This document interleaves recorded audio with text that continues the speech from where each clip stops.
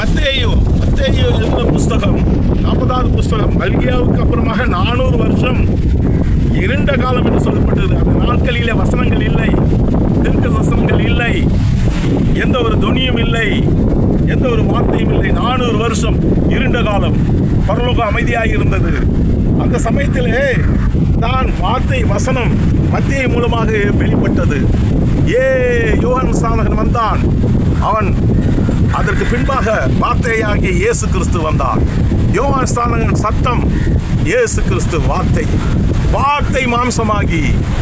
எனக்கு அருமையானவர்களே, வார்த்தை. மத்தேயு 21:9 முன் நடப்பாரும் பின் நடப்பாரும் திரளான ஜனங்கள் தாவீது குமாரனாகிய கர்த்தரின் நாமத்தில் வருகிறவர் சோஸ்தரிக்கப்பட்டவர் உன்னதத்தில் ஓசனா என்று சொல்லி ஆர்ப்பரித்தார்கள். வெற்றியின் ஊர்வலம். மத்தேயு 21:42 இயேசு கிறிஸ்து அவர்களை நோக்கி, வீடு கட்டுகிறவர்கள் ஆறு தள்ளின கல்லை மூளைக்கு தள்ளாயிற்று, தலைக்கல்லாயிற்று, அது கர்த்தராலே ஆயிற்று. அது நம்மளுடைய கண்களுக்கு ஆச்சரியமாக இருக்கிறது அல்லவா? மத்தேயு 22:37, 38, 39 இயேசு அவர்களை நோக்கி, உன் தேவனாகிய கர்த்தரிடத்தில் உன் முழு இருதயத்தோடும் முழு ஆத்மாவோடும் முழு மனதோடும் அன்பு கூர்வாய. இதே முதலாவது பிரதான கற்பனை. இதற்கு ஒப்பாயிருக்கிற 2வது கற்பனை என்னவென்றால், நீ உன்னிடத்தில் அன்பு கூறுவது போல பிறனிடத்தில் அன்பு கூற வேண்டும் என்று சொல்லப்பட்டிருக்கிறது. மத்தேயு 23:12 தன்னைத்தான் உயர்த்துகிறவன் தாழ்த்தப்படுவான், தன்னைத்தான் தாழ்த்துகிறவன் உயர்த்தப்படுவான்.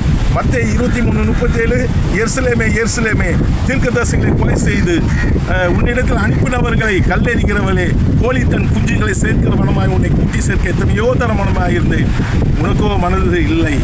வேதனையான காரியம். ஆண்டவர் 2 கரங்களை விரித்து அழைக்கிறார். இயேசு கிறிஸ்துவனுடைய அழைப்புக்கு இன்றே செவி கொடு. 24:11-12 24:35-34 இயேசு கிறிஸ்துவின் அடையாளங்கள். 26, 40, 41, 27, 50, 54 இதெல்லாம் ஆண்டவருடைய வல்லமைகளை வெளிப்படுத்துகிற காரியங்களாக இருக்கிறது. மத்தேயு 28:18 எனக்கு பூலோகத்தின் வானத்தின் கீழையும் பூலோகத்தின் மேலையும் எல்லா விதமான அதிகாரம் சகல அதிகாரம் எனக்கு கொடுக்கப்பட்டிருக்கிறது. 19:20 ஆகையினால் நீங்கள் பொறுப்பட்டு போய் சகல ஜனங்களுக்கும் என்னுடைய அந்த நான் உபதேசித்த உபதேசங்களை சொல்லி நீங்கள் அவர்களை சீஷர்களாக்குங்கள் என்று சொன்னார். இதோ சகல நாட்களும் உலகத்தின் முடிய பிறந்த நான் உங்களோடு கூட இருக்கிறேன் என்று இயேசு கிறிஸ்து சொல்கிறார். இயேசுவின் இந்த மத்தேயு புஸ்தகத்தில் உள்ள அபிஷேகம், இந்த மத்தேயு புஸ்தகத்தில் உள்ள ஆசீர்வாதம் உங்கள் மீது வந்து பலிப்பதாக. 3 முறை வீடியோவில் போட்டிருக்கிறேன்.